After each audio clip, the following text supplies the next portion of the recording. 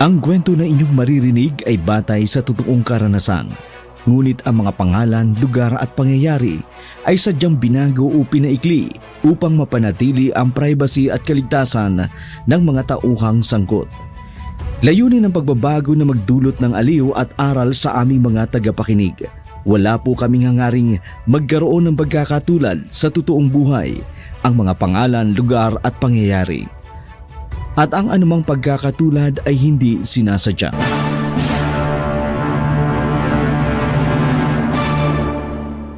Hoy! Saan niyo dadalhin ang anak ko? Ibaba niyo ang anak ko! Mga walang hiya kayo! Inay! Nay! Cielo! Ella, mga anak! Ibaba niyo ang mga anak ko! Utang na loob! Larga na tayo! Mga anak! Ay, Diyos ko! Anong gagawin nila sa mga anak ko? Sa Lolo! Tulungan niyo yung mga anak ko! Tulungan niyo sila! Sa Lolo! Bigla nilang itinigil ang sasakyan. Susundan ko sila! Magandang hapon po, Dark Shadow, at sa libo-libo ninyong tagapakinig. Ako nga po pala si Goring, pinsan ako ni Ellen. Dalawang po sila na magpakasal sila ng kanyang asawa. Maganda ang aking pinsan. Kung tutuusin, kursunodahin siya ng mga kalalakihan. Pero ang nakasungkit ng kanyang puso ay si Matt. Sa kabila ng kanilang pagiging almost perfect match sa buhay, isang bagay lang ang halos ipinagkait sa kanila. Ang bunga ng kanilang pagmamahalan. Marubduban ang kanilang debosyon at pagdarasal na magkaroon sila ng anak. Umaasa sila na ang bata ay biyaya ng Diyos na pwede nilang hingin sa Diyos, at naniniwala din sila na kahit anong gustuin nila, kung hindi kalooban ng Diyos, hindi rin naman sila makakabuo. Isang gabi, kapo masaya ang mag-asawa na umuwi sa kanilang bahay.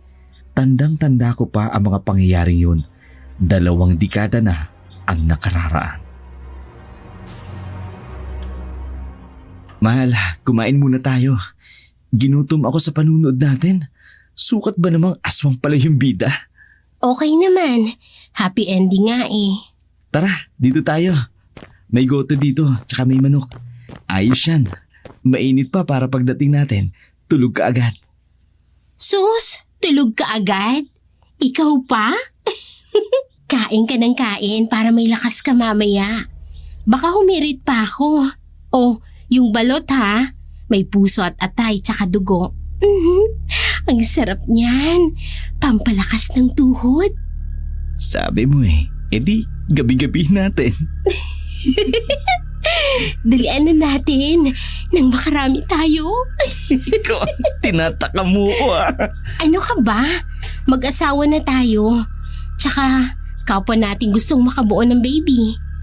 Malay mo ngayong gabi, ipagkaloob na sa atin. Mga ilang buwan lang, mabubuo na siya sa sinapupunan ko. May kalayuan ang bahay nila, pero minabuti ng dalawa na maglakad-lakad habang nagkukwentuhan at nagbibiruan. May napansin si Ellen na sumusunod sa kanila. Matt, may sumusunod yata sa atin. Meron nga. Pero pauwi din yan Tumigil muna tayo para malaman natin kung tayo talaga ang sinusundan. Sige, mabuti pa bumili ako sa tindahan. Tara, tuloy-tuloy lang naman Ikaw talaga, mapanghinala ka. Dapat. Kaya ikaw, hindi ka pwedeng mambabae kung hindi pa ako magkaanak. Lugot ka sa akin. Tara na nga, baka saan pa mapunta ang usapan. Maudlot pa ang gagawin natin mamaya. Ano yun? Parang may lumipad pataas. Dalian na natin kung ano-anong napapansin mo Malapit naman tayo. May umuungol, Matt.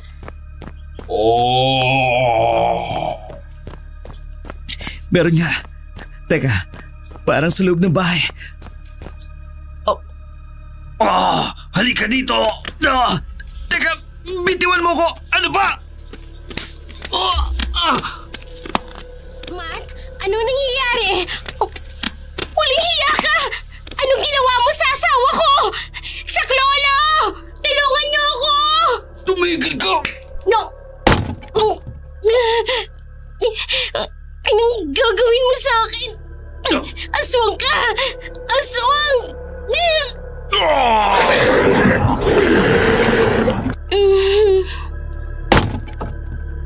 Isang nakatatakot na itsura ang tumambad sa harapan ni Ellen sa kanilang bahay.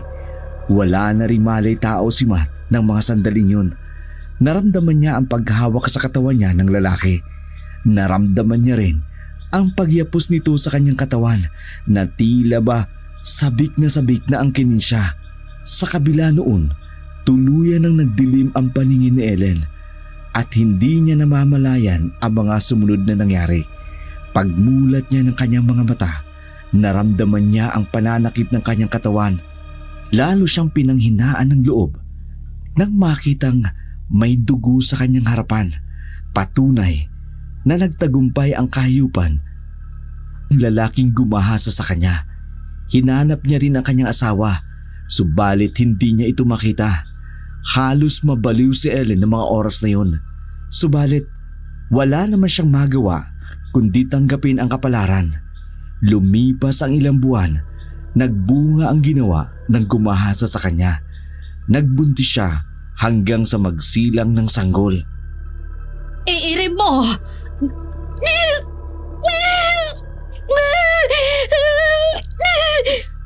Konti pa! Konti pa!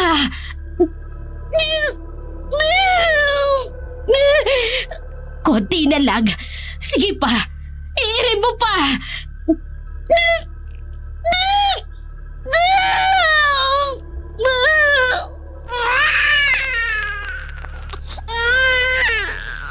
Ay nako! Kamistiso nitong anak mo! Ay, sigurado ka bang anak niyo ito? May kagandang lahi! Ay naku, teka! Ay, may sumunod pa! Iire mo uli! Abay, lumalabas na ang ulo!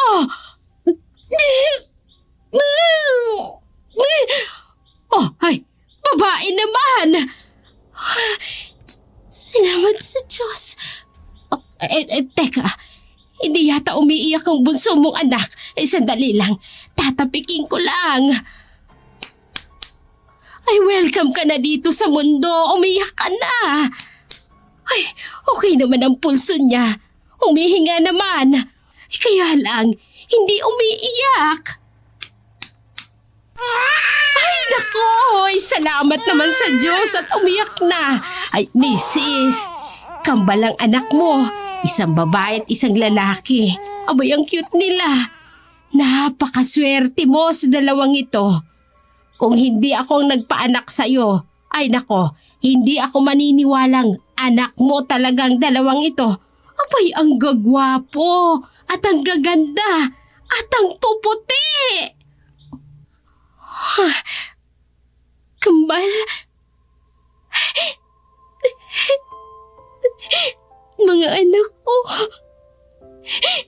hindi ko alam kung anong magiging buhay niyo sa mundong ito.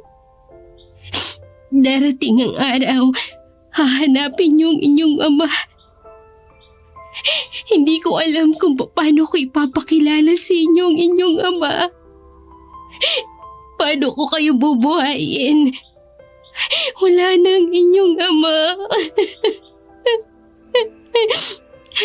Pangako mga anak ko, kahit anong mangyari, aalagaan ko kayo. Bubuhayin ko kayo. Mahal ng pinsan ko ang kambal niya. Nawili na rin siya sa pagpapalaki sa dalawa. Nakalimutan niya na ang mga nangyari sa kanya sa nakaraan.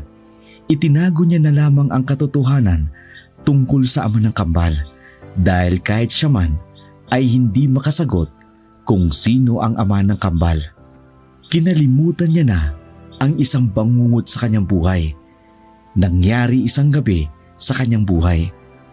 Mabilis na lumipas ang panahon. Umabot na sa edad na 14 ang kambal.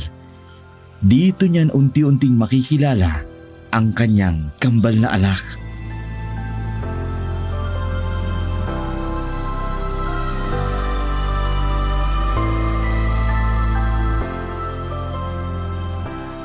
Sige, sumugod ka. Akala mo ba natatakot ako sa'yo, ha? Chu! Oh, alis dyan! Nauulol na yata ang aso na yan, anak. Hindi siya nauulol, ina. Galit siya sa akin. Jello, akyat ka dito. Baka kagating kayo ng aso. Galit ka sa akin, ha? Pwes, galit din ako sa'yo. Susugod na siya, kuya! Mag-iingat ka! Nanggagalitin na siya! Ayaw mong tumigil Pwes! Akyat ka na dito sa taas. Baka kung anong gawin sa'yo ng aso na yan. Hanggang ngayon galit na galit pa rin. Patitigilin ko lang po. Babaliin ko ang lig mo. Pipilipitin ko ng ganito. Diyos ko, Jello! Anong ginawa mo? Nakakainis po ko si May. Di ako tinatantanan. Kanina pag galit na galit sa akin. Yan! Nakuha mo yung nahanap mo! Hoy, umakyat kayong dalawa dito. Kapag nalaman ng may-ari ang ginawa niyo sa aso, tsak na magagalit yun. Bawal pa naman ang pumatay ng hayop. Ano bang nangyayari sa inyong dalawa at nagkasundo pa kayong dalawa na patayin ng aso?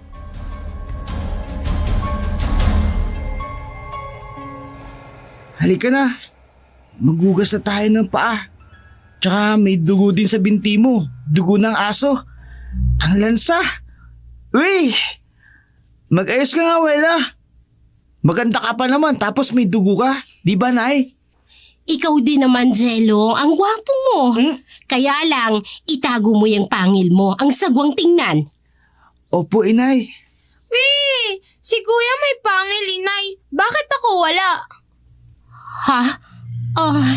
Ewan ko. Hamo, ipapabunot natin sa dentista. Gusto mo ba, Jello? Naku, wag na po, Inay. Mawawala din naman po ito. Ang sagwa nga lang. Mawala ka na, pangil. Sana mawala ka na. Magbibihis na nga ako. Papasok na ako sa school. Wela, mag-ayos ka na ha? Sama ka na sa kuya mo pagpasok sa school para hindi ka tinutukso sa daan.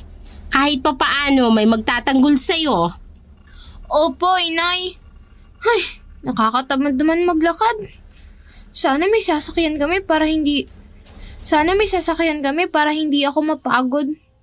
Mahirap lang kasi. Ay, napakahirap maglakad. Magbihis ka na. Sabay na tayo pagpasok. Ay, Nay, paano po yung aso? Ako nang bahala doon. Ililibing ko na lang sa likod bahay. Hoy, kayong dalawa ha? Huwag niyo na uling gagawin yun. Hala, magmadali na kayo. Magbihis na kayo at malilate na kayo sa school. Dasobran sa kulit at curiosity ang kambal, lalo na sa mga nararamdaman nila. Nakakaiba, kesa sa ibang mga teenager na kasabayan lang nilang lumaki.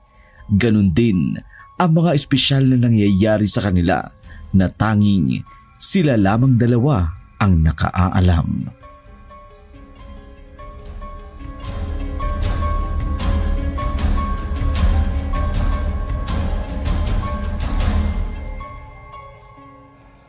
Ayan, natabunan ko na ng lupa ang asong pinatay ni Jello. Kahit anong saway ko sa kanila, ginagawa nila ang gusto nila. Parang gusto ko nang maniwala sa sabi-sabi. Naaswang nga ang ama nila. Hindi ko kasi masyadong matandaan ang mukha ng hayop na iyon. Basta ang alam ko lang, mabalahibo siya sa katawan. At ang baho niya. Mula noon, wala na akong ibang alam. Basta pagising ko, nakahubo na ako sa silid. Pati ang asawa ko, naglaho na rin ng parang pula. Wala rin naman akong nabalita ang pinaglamayan. Kaya hanggang ngayon, umaasa pa rin ako na balang araw makikita kita. Baka ikaw, mas may alam ka sa nangyari sa akin. Nasaan ka na, Mahat? Nasaan ka na? Muling naalala ni Ellen ang mapait na sandaling sinabi niya. Dalawang mapait na pangyayari. Ang ginahasa siya ng hindi nakikilalang lalaki. Gayun din naman, nawala ang kanyang asawa.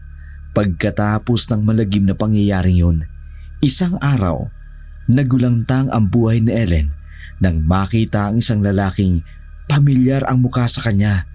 Nag-apoy ito sa galit dahil naaalala niya ang nangyari sa kanya. Sino ka? Anong ginagawa mo dito?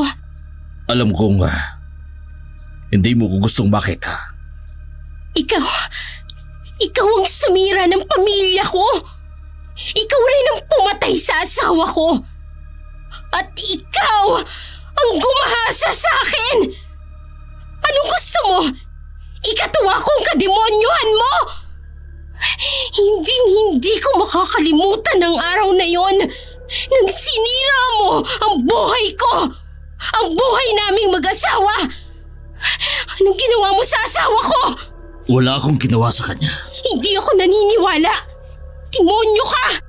Wala kang gagawing mabuti. Bakit mo ginawa sa akin yun? Bakit mo kami sinira?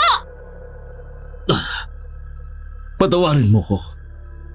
Ayaw ko lang maubos ang lahi namin. Ikaw lang ang nabalitaan kong may marubdob na pagnanais na magkaroon ng anak. Kaya sa iyo ko ipinunla ang aking binhi. Demonyo ka! Ang lakas pa ng loob mo magpakita sa akin! Dahil kailangan ang tulong ko ng kambal. Hindi nila malalaman na demonyo ang ama nila. Matagal ka nang nakabaon sa kanila sa hukay. Kaya kalimutan mo na ang lahat. Kailanman, hindi ako papayag na magkaroon ka ng buwang sa buhay namin! Pero hindi mo ba itatago ang katotohanan? Ako ang ama nila. Hindi magtatagal. Lalabas ang tunay nilang pagkakakilanlan.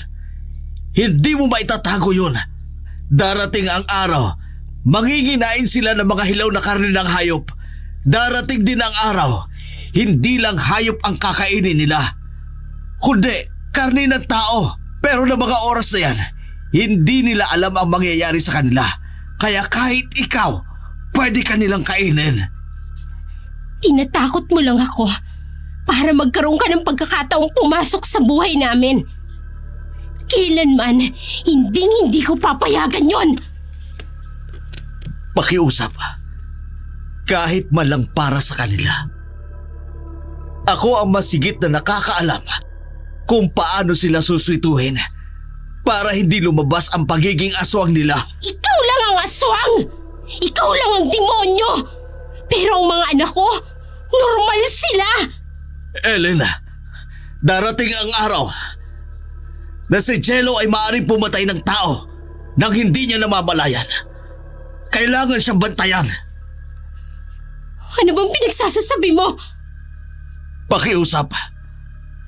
Kung ipakikilala mo ko kay Jello bilang kanyang ama, mas madali kong mababantayan ang anak natin. Kailangan niya ng gabay. Hindi! Pakiusap. Makakalis ka na. Hindi ako makapapayag na magpang-abot kayo, kaya umalis ka na. Kung hindi sisigaw ako para makatawag ako ng pansin ng mga kapitbahay namin. Kapag nalaman nilang nandito ang kampo ng demonyo, magkakaisa silang patayin ka. Ano? Aalis ka o sisigaw ako at hihingi ng saklolo? Umalis ka na. Umalis ka na! Dekadang taon na ang nakalilipas, pero hindi pa rin mawala sa alaala ni Ellen ang sinapit sa gumahasang aswang sa kanya. Alam niyang kailangan niya ng kaagapay para gabayan ang kanyang anak. Pero dahil sa galit sa puso na kanyang nararamdaman, hindi niya mapagbigyan ang kahilingan ni Harimaw, ang aswang. Minsan isang araw, dahil sa activity sa school ng kambal, ginabi sila ng uwi. Bagay na lalo namang ipinag-alala ni Ellen, lalo na nang makarinig ito ng mga alulong ng aso. Sa gayong maagang oras, alam niya rin na kapag ganung may mga alulong ng aso sa gubat, merong mangyayari. Kaya bigla niyang naalala ang kambal.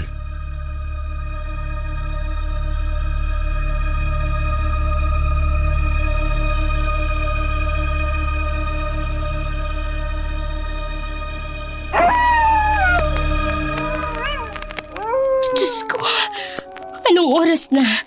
Nasaan na kaya ang kambal ko? Kukunin ko ang flashlight. Sasalubungin ko na sila sa daan. Baka kung ano nang nangyari sa kanila sa daan. Kinakabahan ako sa maaaring mangyari sa kanila. Dala ang maliit na flashlight. Naglakad si Ellen sa madilim na kalsada papunta sa paaralang pinapasukan ng kanyang kambal. Nakadagdag din ng kanyang takot ang mga alulong ng aso sa di kalayuan sa kanyang nilalakaran, habang ang kambal naman ay pauwi na rin sa kanila nang may masalubong itong itim na van na may mga armadong lalaking nakatayo na parang inaabangan sila.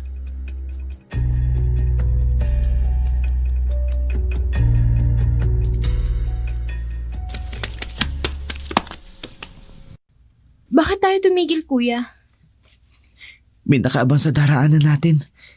Yung mga lalaki nakatayo sa itim na van. Nararamdaman ko, may masama silang balak sa atin. Anong gagawin natin?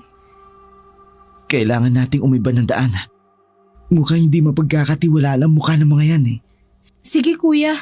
Nakakatakot naman ang mukha nila. Basta, kahit anong mangyari, huwag kang hiwalay sa akin. Sige, kuya. Saan kayo pupunta? Kuya, nakita tayo. Dito na kayo dumaan. Kuya, anong gagawin natin?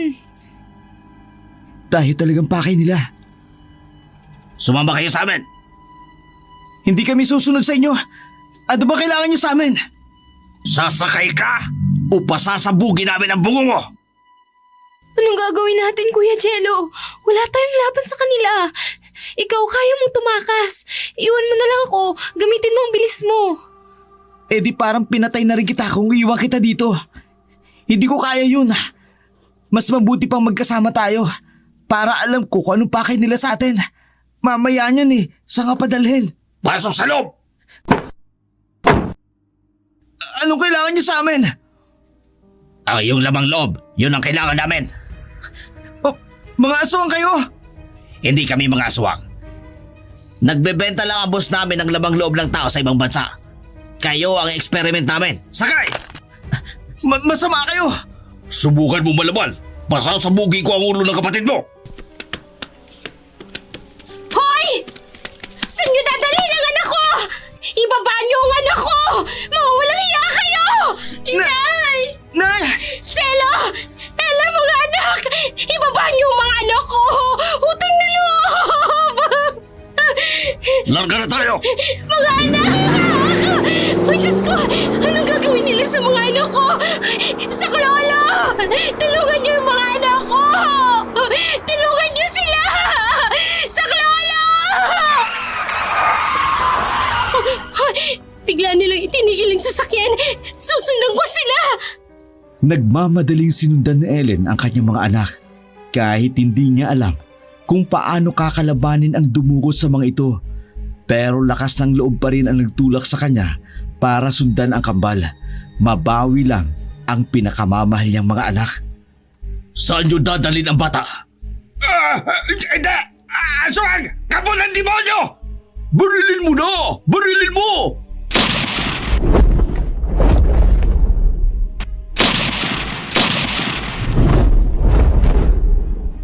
Malulutong na putok ng baril ang pinakawala ng mga kidnapper sa aswang na humarang sa kanila. Pero walang nagawa ang baril nila dahil mabilis na nakailag ang aswang. Sa galit ng aswang, sinuntok nito ang salamin ng van. Sa lakas ng pagkakasuntok nito, nabasag ang salamin sa unahan ng van. Dahilan para mahintakutan ang dalawang lalaki. Sinalakay ng aswang ang dalawang kidnapper. Ibinalibag ito sa labas. Samantalang nakalabas naman ng itim na van ang kambal. Saktong dumating naman ang ina nitong si Ellen.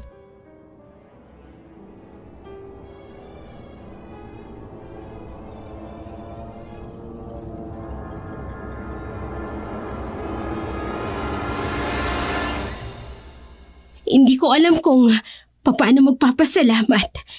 Iniligtas mo ang mga bata. Tatanawin kong malaking utang na loob ang ginawa mong ito. Mga anak, ayos lang ba kayo? Opo. Akala ko po magtatagumpay na sila. Mabuti na lang po at tinulungan kami ng lalaking mukhang kambing.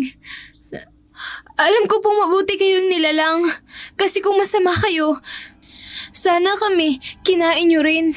Umalis na kayo bago pa man dumating ang mga pulis. Lisanin nyo na ang lugar na ito. Tara na, Jello. Ella, mga anak, umalis na tayo dito. Opo, tara na po nanay. Salamat po sa inyo. Nagmamadali silang nilisan ang lugar na yun, habang ang aswang naman ay kinain ang buong lamang loob ng taong nagdanais sanang dumukot sa kambal. Nasa bahay na mag-ina, pero yun pa rin ang kanilang usapan, ang lalaking nagligtas sa kanila. Na bagamat nakatatakot ang itsura nito, kabutihan pa rin sa puso ang kanilang nakita, kaya hindi na natakot ang kambal. Mabuti na lang nakaligtas kayo mga anak. Dahil kung hindi ko na alam ang mangyayari. Baka mabaliw na ako sa sobrang pag-aalala. Mabuti na lang po. Ipinagtanggol kami ng lalaking yun. Oo, inay. Tsaka po, ang lakas niya no. Huwag pa rin kayong pakatiwala sa nilalang na yon. Hindi natin alam kung pakana niya lang yon para mahulog ang loob niyo sa kanila.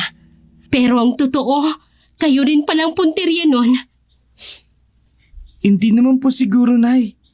Hindi naman po siguro, Ma. Kasi kung plano niya yun, bakit kinain niya lang yung lamang loob ng mga muntik na mandukot sa amin? At tila galit na galit siya sa dalawang lalaking yun.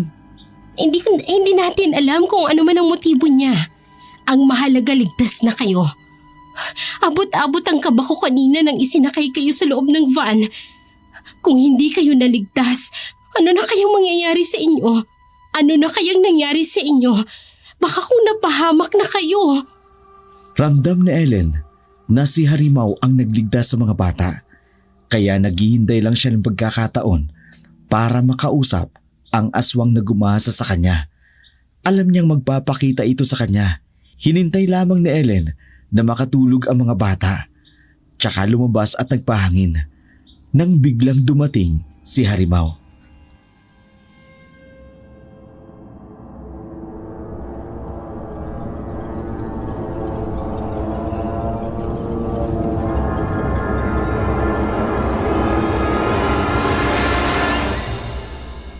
Alam kong darating ka. Kumusta ang mga bata? Tulog na. Maaga pa silang papasok bukas. Hindi ko na lang titingnan. Lagi ko naman silang nakikita eh. Alam kong ikaw ang nagligtas sa kanila. Oo. Dahil hindi ko papayagang mapahamak isa man sa kanila. Magpapasalamat ako para sa kanila. Pero hindi galing sa akin. Alam ko may galit pa rin sa puso mo dahil sa ginawa ko. Hindi kita pipiliting patawarin ako. Ang hiling ko lang, hayaan mong makilala ako ng mga bata. Sinusubaybayan ko na si Jello. May nangyayari sa kanya na sinyalis ng pagiging kauri namin. Pero sa Ella, wala akong nakikita sa kanya. Buti na lang. Sa akin siya nagmana. Pero anak pa rin natin silang dalawa. Pero hindi mo maialis ang katotohanan. Kambal yan. May dugo ng tao at may dugo ng aswang. Anong mangyayari sa kanila? Gabayan mo si Ella bilang normal na tao. Si Jello, kailangang makilala niya ako para magabayan ko siya. Hindi natin mapipigilan ang mangyayari sa kanya. Magiging aswang siya. Kahit siya, hindi niya rin mapipigilan ang mangyayari sa kanya. Kaya ako nang nakikiusap. Hayaan mong makilala niya ako bilang ama. At hayaan mo kong hubugin siya para hindi mawala ang pagiging tao niya. Gusto mo bang dumating ang araw?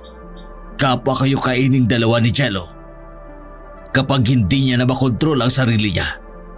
Lalo't higit sa lahat, kung hindi niya kayo makikilala. Hayaan mo kung sa pamagitan nito, maituwid ko lamang ang pagkakamali ko. Na silang dalawa ang naging bunga ng pagkakamali na yon. Na kapwa natin mahal at kapwa ayaw nating mapahamak isa man sa kanila.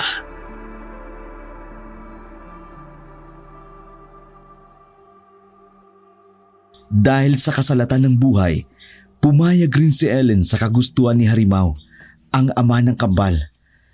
Pinunan nito ang pagkukulang bilang ama. Ito rin ang sumusuporta sa kanilang gastusin sa pang-araw-araw at sa eskwelahan. Hindi na rin nagkasambahay si Ellen. Ang hangad na lang ng aswang, gampanan nito ang pagiging ina sa dalawa. Bilisan mo na, Wela.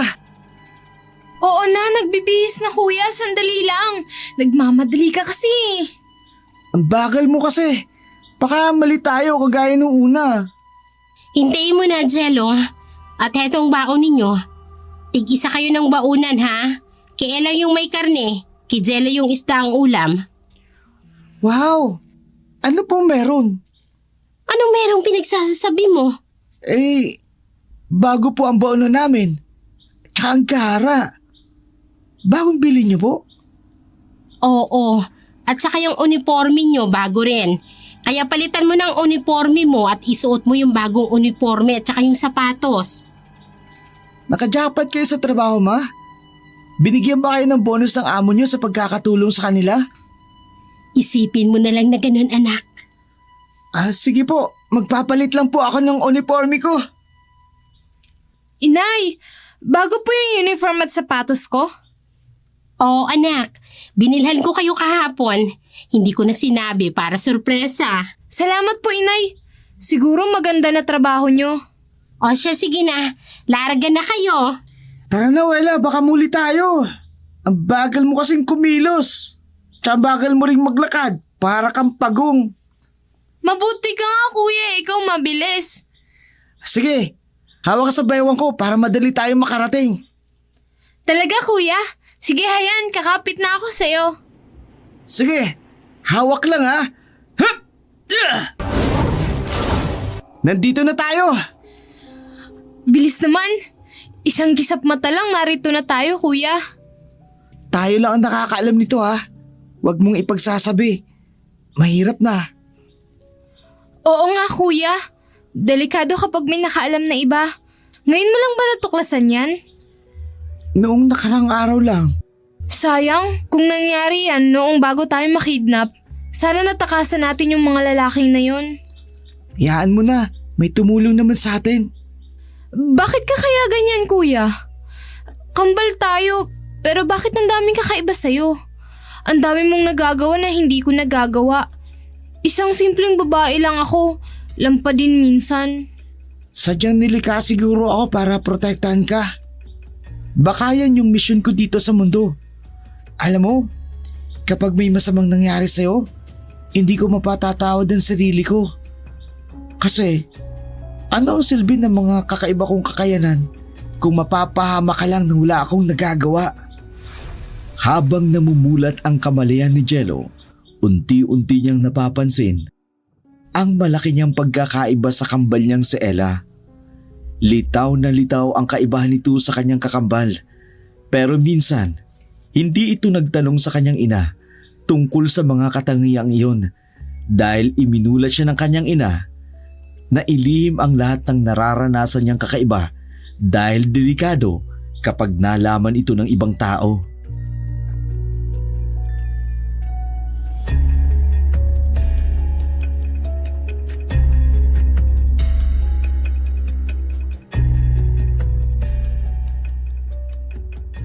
Kuya, saan ka pupunta?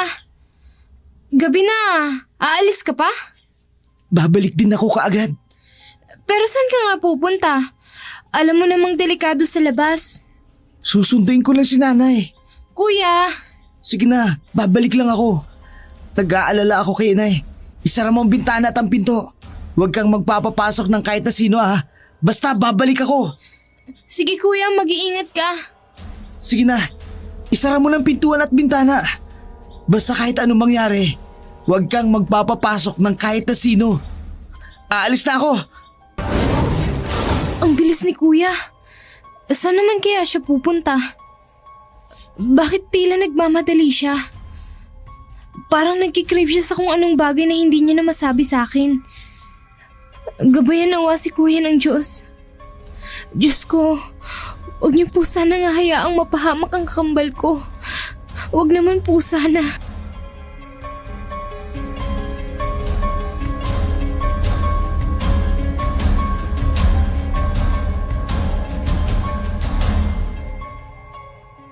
Hindi mapigilan ni Jello ang mga nangyayari sa kanya.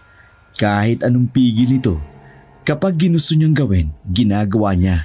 Bagay na hindi alam ng kanyang ina. Dahil natatakot din si Jello sa maaaring maging reaksyon ng kanyang ina kapag nalaman nito ang mga pagbabagong nangyayari sa kanyang buhay.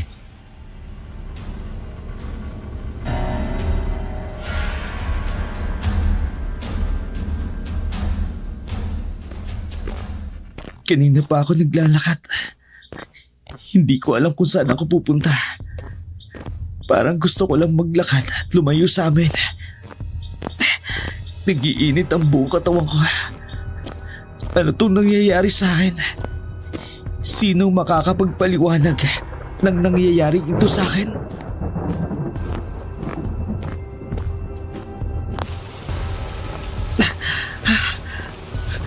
Bumuhos ng malakas na ulan.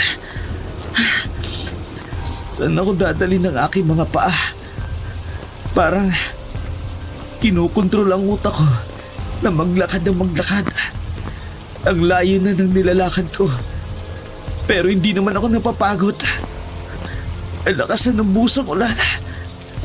Pero bakit hindi ako nakararamdam ng lamig sa katawan? Bakit ganito ako? Anong uri ng pagkatao meron ako?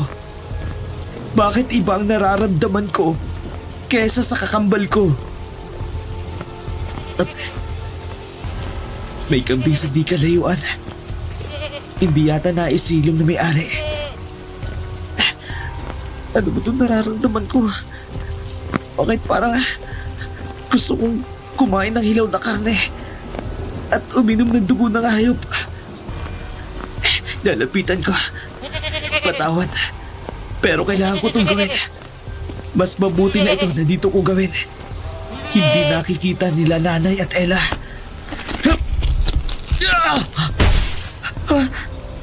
Bakit? Naging matulis ang aking mga kuko. Ano ibig sabihin ito? Ito ang ipuputol ko sa liig ng kambing na to. At hihiwain ko ang tiyan niya para makuha ko ang lamang loob niya.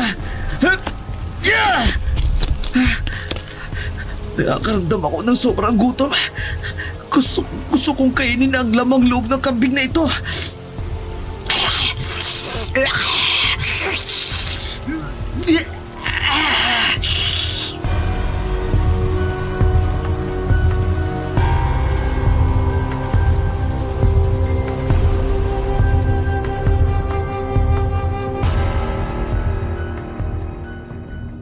Sa ilalim ng malamig at maulang gabi, sa ilalim ng puno kung saan nakatali ang alagang kambing, kinain ni Jello ang lamang loob nito. Sinipsip ang dugo ng hayop. Ito ang unang pagkakataon na nakakain siya ng hilaw na karne ng hayop at nakainom ng dugo ng hayop. Hinayaan niyang malunod siya ng kanyang pagkaaswang. Natigilan na lamang siya nang may lalaking sumisigaw at galit na galit galing sa bahay sa di kalayuan kung saan niya natagpuan ang kambing na kinain niya. Demonyo ka! Bakit mo kinakain ang lamang loob ng alaga kong kambing? Saklala! Tulungan niyo! May aswang dito! May aswang! Mabilis na umalis si Jello. Bumalik sa kanilang bahay. Bagamat maulan pa ng mga oras na yun, hindi rin maikubli ang dugo ng hayop na nagkalat sa kanyang damit. Halos pinanghinaan siya ng loob nang umuwi ng bahay. At ganun na rin ang gulat at pag-aalala ni Ella at Ellen pagkakita kay Jello. Mangiyak-ngiyak itong yumakap sa kanyang ina. Nais nitong magtanong kung sino siya o kung bakit kakaiba ito sa kakambal niya. Isinaysay niya rin ang ginawa niya. Anak, anong nangyari sa'yo? Inay, Bakit duguan ka? Sinong nakalaban mo, anak? Sabihin mo sa amin. Nag-aalala ako ng labis sa ginawa mong ito. inay. Anak, anong nangyayari sa'yo? May nanakit sa'yo? May tama ka?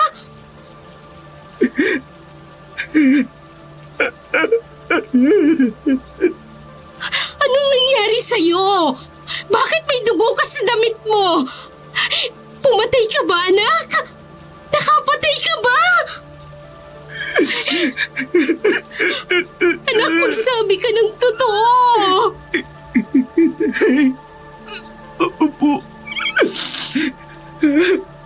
Nakapatay po ako. Ay, Diyos ko!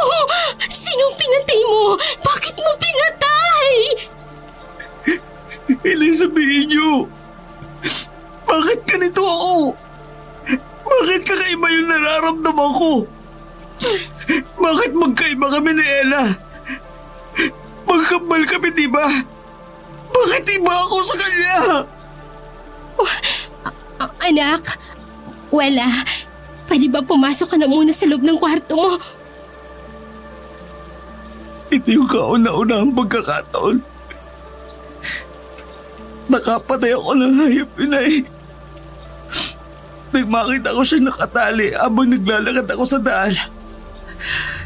Sa kalagitnaan ng malakas na ulan, bigla ako nakaramdam ng matinding gutom. Nang makakita ako ng kambing, nagtakampo ako, kaya kinain ko. Na hindi ko po gusto yung nangyayari sa akin. Bigla rin po naging matulis ang kuko ko. Yun po yung ginamit ko para hiwain ang tiyan ng kambing. Habang ginagawa ko yun, hindi ko nakukontrol ang sarili ko. Bigla na lang po ako naimasmasan. Nang sumigaw yung may-ari ng kambing. Sumigaw siya at galit na galit at gusto kong patayin. Anak, Naisabihin niyo po sa akin. Sabi niyo huwag tayo maglilihiman. Sinabi ko lang po sa inyo naranasan ko. Alam niyo kung bakit ko ito nararamdaman. Na hindi ba ako tao? Ang nagawa ko bagay na yun. mabuti tulog na si Wela. Kasi hindi niya dapat malaman ang tungkol sa'yo na sasabihin ko. Unawain mo ang lahat at huwag kang mamumuhi sa ama mo. Hindi ko alam kung paano ko ipapaliwanag sa iyo. Pero ito ang nangyari.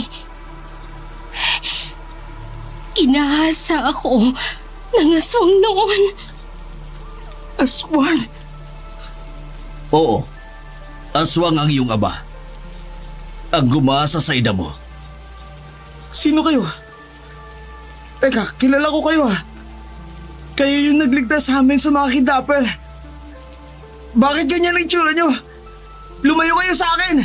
Anak, mabuting aswang siya. Hindi siya katulad ng mga aswang na napapanood natin sa TV. Sana'y maging katulad ka rin niya. Bakit ako? Sa dami-dami ng anak sa mundo, bakit ako pa yung naging anak na aswang? Anak, tao ka rin. Ako ang ama mo ang aswang. Pero ang ina mo tao rin. Yun nga lang, hindi ka buong tao. Hindi ka rin buong aswang. Kaya may paraan pa para makontrol mo ang mangyayari sa'yo. Siya ang sumusuporta sa atin, anak. Hindi siya naging pabaya sa inyo sa lahat ng kailangan niyo sa eskwelahan. Siya ang namili ng mga bago niyong damit at sapatos. Nais niyang bumawi sa mga pagkukulang niya sa inyo. Hindi ako madamot, kaya hindi ko kayo ipagkakait sa kanya. Bakit ako lang? Bakit si Ella di ba kambal naman kami? Pasalamat na lamang tayo. Hindi siya naging katulad sa'yo. Ikaw ang nakatagdang magprotekta sa kanya kung wala ako. Gamitin mo ang kakayanan mo para sa kapatid mo. Opo. Pero may paraan po ba para pigilan ito? Ayoko po ng ganito. Patawad. Hindi ko rin alam kung paano makakawala sa sumpa ng pagiging aswang. Kung alam ko lang, ako ang unang-unang gagawa ng paraan para makawala rin ako sa sumpang ito. Pero hindi naman ito magtatagal. Once in a full moon lang naman.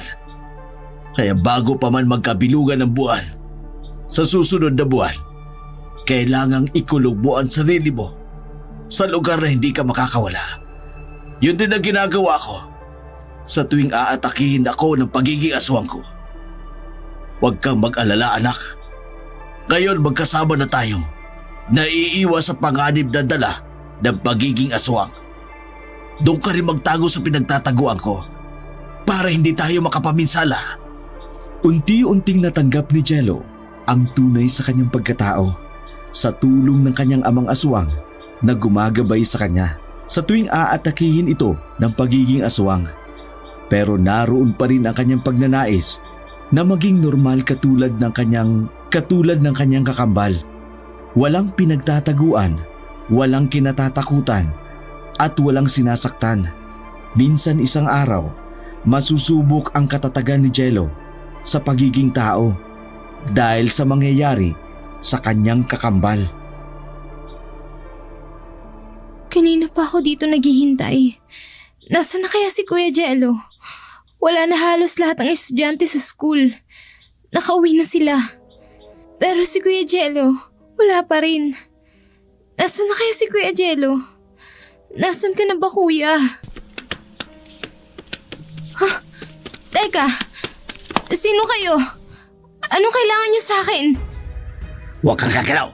Sumakay ka lang sa van. Ano ba to? Bitiwan niyo nga ako! Ano ba?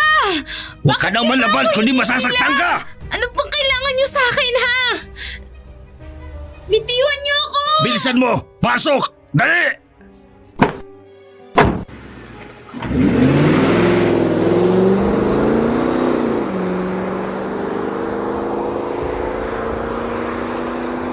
Nagtagumpay ang mga hindi nakikilalang lalaki na isakay si Ella sa van. Pinaandar nito ang van nang hindi alam ni Ella kung saan siya dadalhin ng mga ito. Teka, ito yung van na ginamit sa amin ng mga unang kumidnap sa amin. Sino kayo? Anong kailangan niyo sa akin? Tumahimik ka lang para hindi ka masaktan. Saan niyo ba ako dadalhin? Malalaman mo na lang. Mag-relax ka lang muna. Anong gagawin niyo sa akin? At sino kayo? Napag-utusan lamang kami. Makikilala mo rin siya maya-maya kapag nandun na tayo.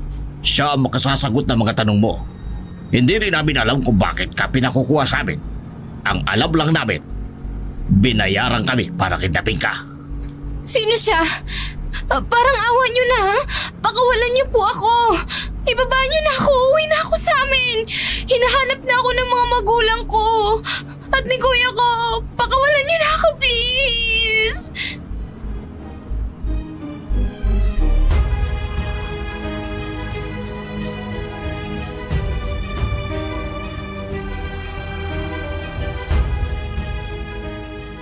Walang nagawa ang pakiusap ni Ella sa mga kumidap sa kanya. Abot-abot ang kabang nararamdaman niya sa maaaring gawin sa kanya ng mga dumukot na ito. Samantalang nanlumo naman si Jello matapos malaman na nakidnap nga ng hindi nakikilalang lalaki ang kanyang kakambal. Galit na galit ito. Nais nitong patayin ang dumukot sa kanyang kapatid. Jello, bakit wala si Ella? Dapat magkasama kayo. May nangyari po kay Ella. Nakidnap po siya ng hindi nakikilalang lalaki. Ano? Paano nangyari yun? Akala ko ba magkasama kayo? Naghihintayan niya kami ni Ella. Bigla na lang may lalaking dumating daw. Sabi doon nakakita. Tapos sinablot siya. Isinakay sa van. Mabuti na lang na-picturean nung nakakita.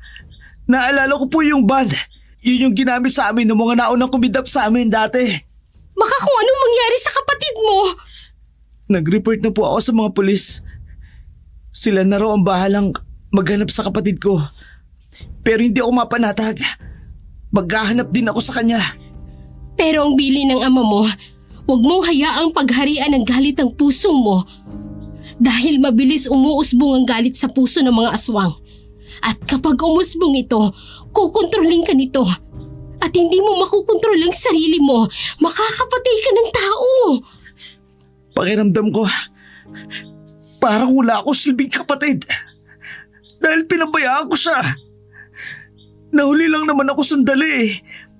Tapos ito na yung nangyari sa kanya. Huwag lang nilang gagalawin ang kapatid ko.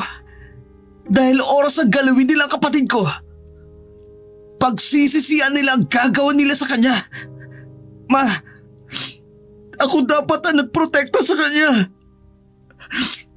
Ano bang silbi ng mga kakayanan ko kung hindi ko na ipagtanggol ang kapatid ko? Walang kasing sakit sa isang kakambal na mapahamak ang isa sa kanila na walang nagagawa ang isa. Sa kabila ng kakayanan ni Jello, nasalisihan siya ng mga kidnapper. Hindi niya rin alam kung saan hahanapin ang dumukot sa kanyang kakambal. Jello, anak, Bakit kayo narito? alam ko ang balak mo. Pero binabalaan kita. Umiwas ka sa patalim na tanso. Kapag nasugatan ka nito, mapapatay ka. Sa baril na may punlong tanso, tsak ang kamatayan mo sa kamay nila. Mag-iingat po ako. Panahon na para kumain ka ng atay ng tao at ng puso ng tao. Bakit? Hindi ko gagawin yun. Ililigtas ko lang ang kapatid ko. Mas lalo kang magiging malakas at makapangyarihan kung susundin mo ko. Hindi ako susunod sa inyo. Kung mapapataba ang kanila ng baril, ito ang magpapahina sa'yo. Lalong hindi mo maipagtatanggol ang kakambal mo. Bakit hindi mo ko tulungan? Anak mo kami. Kung mahal mo kakambal ko, tutulungan mo kong hanapin siya. Babawiin natin ang kapatid ko sa dumukot sa kanya. Mahina ako ngayon. Kung sasamahan kita, hindi kita maipagtatanggol. Naglalagas ang aking mga balat, kaya wala akong kakayanang ipaglabang ka. Mahina ako, anak. Wala kayong silbi. Wala kayong kwenta. Kung talagang gusto niyong bumawi, ngayon niyo ipakita. Ipagtanggol niyo kami. Anak, wala kang kwenta na aswang. Wala kang kwenta, ama. Naturingan ka pa ng mga aswang. Pero wala kayong nagagawa para iligtas ang kakambal ko. Anak, Aalis na ako. Mag-isa kong ililigtas ang kakambal ko. Babawiin ko siya sa kamay ng dumukot sa kanya. Babawiin ko siya! Ang sama ng loob ni Jello sa kanyang amang aswang dahil wala itong nagawa para tulungan siyang bawiin ang kanyang kakambal. Pero dahil sa mahal niya ang kanyang kakambal, sinundan niya ang mga dumukot dito. Handa na rin siyang may dumanak na dugo ng tao sa kanyang mga kamay. Mabawi lamang ang kanyang kakambal. hindi ikaw ang inaasang kong pupunta rito. Nasaan ang kakambal ko? Ilalabas ko siya. Kung makikita ko rito mismo ang mga magulang mo. Sino ka ba? Bakit mo ipinadukot ang kakambal ko? Ang mga magulang mo ang makasasagot kung sino ako. Bakit hindi mo sabihin ngayon? Sabihin mo kung nasaan ang kakambal ko. Ilabas mo siya at iuuwi ko siya. Aswang ka nga rin. Nananalaytay ang mga dugo ng pagiging aswang. Ang dami mong sinasabi. Ilabas mo ang kakambal ko. Kung hindi, makikita mo kung sino ako. Sa akala mo ba matatakot ako? Akala mo ba hindi ko alam kung ano ang lahing berong ka? Ilabas mo ang kapatid ko. Huwag ka sa akin magalit. Magalit ka sa ama mo. Dahil siyang punot dulo ng lahat. Kung hindi dahil sa kanyang kapangasan, hindi tayo aabot sa ganito. Ilabas mo sabi ang kakambal ko. Ilalabas ko lamang siya kung dadalhin mo dito ang ama't ina mo. Huwag mo kong piliting magalit.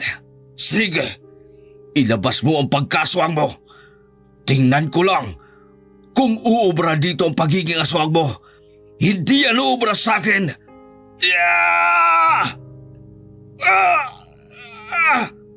Ano?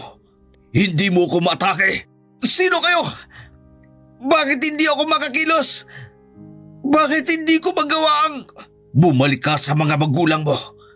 Dalhin mo sila rito kung gusto mong makita pang buhay ang kakambal mo. Sino ka? Malalaman mo kapag nakarating na sila rito. Bakit ba? Ano bang kasalanan ng mga magulang ko sa'yo? Malaki ang kasalanan niya sa akin. Siya lang ang makasasagot kung bakit ako naging ganito. Ang ama mong demonyo ang may kagagawa nito sa akin. Kaya siya ang sisingilin ko ng mahal sa ginawa niya sa pamilya ko. Walang nagawa si Jello para kalabanin ang nagdukot sa kanyang kakambal. Nararamdaman niya rin na pain lang ang kakambal niya para lumantad ang mga magulang nito. Laking pagtataka niya kung bakit ganoon katindi ng galit ng lalaki na yun sa mga pangyayari. Hindi niya na rin nakuha ang sagot kung bakit humantong sa ganun ang lahat. Sino ang lalaking nagpadukot sa kakambal? Naramdaman niya ring may malakas itong kapangyarihan. Wala na ring nangyari sa pakikipagbuno niya rito, kaya pinili na lamang nito na umuwi dahilan para dalhin ang kanyang mga magulang sa lugar na yon. Nararamdaman ko, matindi ang galit sa iyo ng lalaking yon. Kaya niya ipinadukot si Wela. Hindi niya raw ibibigay si Wela hanggat hindi kayo kasama. Ano? Bakit naman daw? Hindi ko alam. Basta nangako naman siya na ligtas si Wela. Wala siyang gagawin doon. Ang nais niya lang daw, makita kayo. Lalo ka na. Hindi ko rin alam. Pero isa lang ang nasisiguro ko. Nagkasala kayo ng malaki sa lalaking yun. Kaya ganun karubdob ang pagnanais siyang makita kayo. Sabihin niyo nga sa akin, anong kasalanan niyo sa lalaking yun? Bakit tila suko hanggang langit ang galit niya sa inyo? Hindi ko rin alam ang sinasabi mo. Lalo't hindi ko naman siya nakikita. At hindi ko siya kilala. Mabuti pa sumama kayo sa akin nang mabawi ko ang kakambal ko. Kasi kung di ko kayo maisasama sa kanya, hindi niya raw bubuhayin si Wela. Ayokong mamatay ang kakambal ko. Kaya kayong dalawa sasama kayo sa akin. Ako lang ang kailangan niya. Ano bang kasalanan niyo sa kanya? Samahan mo ko kung saan naroroon ang kakambal mo. Ako, tayong dalawa lang ang pupunta doon. Maiiwan dito ang mama mo. Hindi po, ako ang kausap niya. Kaya ako masusunod. Sasama kayong dalawa sa pagpunta doon. Anak, ano man ang mangyari, pakiusap ko sa'yo. Alagaan mo ang mama mo, ang kakambal mo. Ikaw ang promotekta sa kanila gamit ang kapangyarihang berong ka. Pakiusap. Nasunod rin ang kagustuhan ni Jello na isama ang kanyang mga magulang. Ayon na rin sa hiling ng dumukot kay Wela. Kinakabahan man ang aswang ni si Harimau. Dahil malakas ang kutob niyang, may kinalaman ang kanyang kasalanang ginawa sa nakaraan. Yun ang ugat ng pagkakakidnap sa kambal niyang anak. Isa pa rin ang ikinatatakot ni Harimau ay ang kanyang kalagayan. Mahina siya ng mga oras na yun. Kung sakali mang salakayin siya ng kahit na sino, kahit pa ng tao, hindi niya kakayaning manglaban. Ganun na lamang ang kanyang gulat sa kanyang natuklasan. Mabuti at nagpakita kang demonyo ka. Ikaw. Ako nga. Ano bang kailangan mo? Ayusin mo ang sinira mo. Ang tanging kasalanan ko lang ay Ginahasa mo ang asawa ko. Ginawa mo kong aswang. At ang kambal na yan, ang bunga ng kademonyoan mo sa asawa ko. At sinigurado mo talagang hindi ko na mababalikan ang asawa ko. Dahil nilahian mo ako ng pagkaswang mo. Matagal ako nagtago. Naghintay ng pagkakataon. Ang mga anak mong kampo ng kadiliman lang pala ang magiging paraan para magtagpo ang mga landas natin. Kung maaari lang nakamatayan ko ang kabayaran ng lahat, handa akong mamatay. Huwag mo lang papatahin ang anak namin ni Ellen. Anak mo lang! Dahil kailanman, hindi ginusto ni Ellen ang nangyari sa kanya! Patawarin mo ko. Ginawa ko lang ang lahat ng yon. Dahil alam kong gagawa ka ng paraan para mamatay ang sanggol sa sinapupunan ng asawa mo kung magkakasama kayo. Kaya ikinulong kita sa sumpa ng pagiging aswang. Mabuhay lamang ang mga bata. Demonyo ka! Tanggalin mo ang sumpa na ito ng pagiging aswang ko! Ibalik mo sa dating normal ang buhay ko. Babalikan ko ang asawa ko. Inilayo mo ko sa kanya na mahabang panahon. Nangulila ako na mahabang panahon. Hindi mo lang alam kung gaano kasakit sa puso ang nangyari sa akin. Inalis mo ang kaligayahan ko ng halos 18 taon. Kaya ngayon, alisin mo ang sumpa ng pagiging aswang! Patawarin mo ko. Pero wala na akong magagawa para alisin ang sumpa na yan. Dahil kung alam ko lang, ako man gusto ko rin makawala sa pagkaaswang. At gusto ko rin makawala ang anak kong si Jello sa pagkaaswang. Dahil gusto ko rin mabuhay siya ng normal. Kung hindi mo maaalis ang sumpa na ito ng pagiging aswang ko, harapin mo ang kabayaran ng kasalanan mo. Anong gagawin mo? Ang kabayaran ng kasalanan ay kamatayan. Alam kong mali ang aking ginawa. Ngunit, wala na akong nagawa noon. Ang pagkakamali ko hindi na maibabalik. Kahit ako man, ayoko rin mangyari yun. Pero ayoko rin mawala ang lahi namin. Bakit hindi na lang natin ayusin ang lahat? Gusto ko rin mabuhay ng normal. Pinipili kong mabuhay bilang isang normal na tao. Kung gusto mo ako ang lalayo, dadalhin ko lang ang anak kong si Jello. Maiiwan ang isa sa kambal niya. Magsasama uli kayo mag-asawa. Hindi ganun kadali ang lahat. Lasapin mo ang sakit na naranasan ko sa loob ng 18 taon na pagdurusa. Hindi ka makaliligtas sa galit ko. Hindi ako manlalaban. Kung ito man ang ikakapanatag mo, kung ikaliligaya mo, harapin mo ang galit ko! Uunahan ko na siya. Anong? Ayokong mabahira ng dugo ang kamay mo.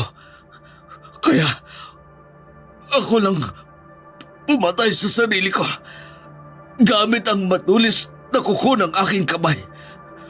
Kapag nakapatay ka ng tao, lalo pang titindi ang lakas ng sumpa ng pagiging aswang mo. Harimaw! Ama! Ellen, patawarin po ko sa nagawa ko sa inyo mag-asawa. Kasalanan ko lahat ang ito. Pakiusap. Ariin mong anak ang mga anak ko. Mata, pakiusap. Ama, hindi ka mamamatay. Dadalhin kita sa ospital. Mabubuhay ka, Ama. Huwag na, anak. Nagkasala ko. Kamatayan ko ang kabayaran ng kasalanan. Mamuhay kaya lang normal. Putana. Harimaw! Ellen, asawa ko. Pinatay mo siya! Siya ang pumatay sa sarili niya. Ama! Ama! Bakit mo pinatay ang ama ko? Bakit mo siya pinatay? Anak! Anak, si Harimaw ang pumatay sa sarili niya! Ama ko! Ama! Ama! Ama!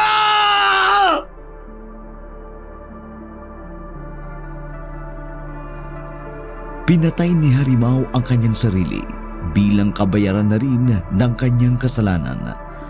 Napatawad na rin ito ni Matt dahil simula nang makasama niya ang kanyang asawa na matagal nang nahiwalay sa kanya sa loob ng mahabang panahon. Natutunan niya muli ang magpatawad. Pinagharian muli ng pag-ibig ang kanyang puso dahil sa mga salita ng Diyos na nakasulat sa Biblia na kanilang binabasa. Nakalaya si Matt sa sumpa ng pagiging aswang. Ang kanyang pagbabalik loob sa Diyos ang simula ng kanyang pagkawala sa sumpa ng aswang. Minsan pang pinatunayan na walang kapangyarihan ang kadiliman kapag ang Diyos ang kumilos sa buhay ng isang tao. Tunay siyang makapangyarihan sa lahat sapagkat ang lahat ng nilalang sa langit o sa lupa, nakikita man o hindi, ay nilikha niya at para sa Kanya. Mula sa kadiliman tungo sa liwanag, mula sa kapangyarihan ng demonyo, patungo sa kapangyarihan ng Diyos, at sa pamagitan ng pananampalataya, pinalaya si Matt sa pagkaalipin ng kadiliman. Ganon din si Jello. Minsan pa nilang pinatunayan na hindi totoong habang buhay na mananatili sa kadiliman ang isang tao, bagkus makawawala ito sa pamamagitan ng pananalig sa Diyos, sapagkat sa pananalig, ikaw ay nagtitiwala na ang Diyos ay gagawa ng mga bagay na hindi kayang gawin ng isang tao. Sa tulong at pagkilos ng Diyos, namuhay ng normal ang pamilya ni Matt at Ellen. Inaring tunay na anak ni Matt ang kambal. Tanging sila lang naman ang nakakaalam ng mga tunay na pangyayari sa kanilang buhay. Dahil doon, unti-unting naghilom ang sugat ng nakaraan. Napatunayan nilang hindi ang paglimot ang kahulugan ng tunay na pagpapatawad, kundi ang paglimot ay bunga lamang ng tunay na pagpapatawad. Dahil ang tunay na pagpapatawad, kaya mong harapin ang isang tao na nakagawa ng masasakit sa iyo. Ang tunay na pagpapatawad, handang damhin ang sakit na dinanas mo sa isang tao. At dahil doon, unti-unting maghihilom ang sugat na yon at makalilimutan mo ang masalimuot na nangyari sa iyong buhay. Dito po nagtatapos ang kwentong Padala ni Goring tungkol sa kanyang pinsang nakaranas ng malagim na pangyayari sa kanilang buhay. Maraming salamat po sa inyong pagtitiwala sa aming programa. Ito po si Dark Shadow, ang inyong tagapagsalaysay. Kami po ay lubos na nagpapasalamat sa inyong walang sawang pagsubaybay. Hanggang sa muli po sa aming pagtatanghal.